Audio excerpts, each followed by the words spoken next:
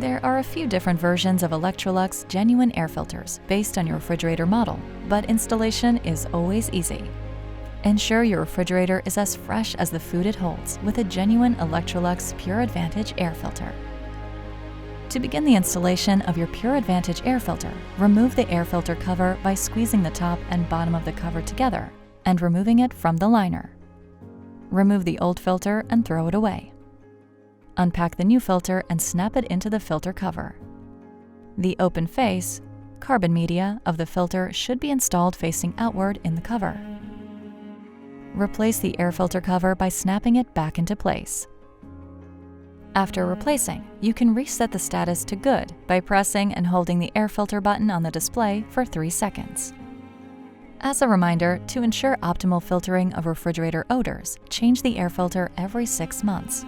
We recommend replacing your air and water filters at the same time. You can also sign up online for a subscription to make remembering even easier. Replacing your air filter is one small change that helps make a big difference.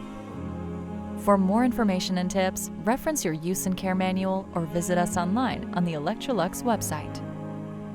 For better living, Electrolux.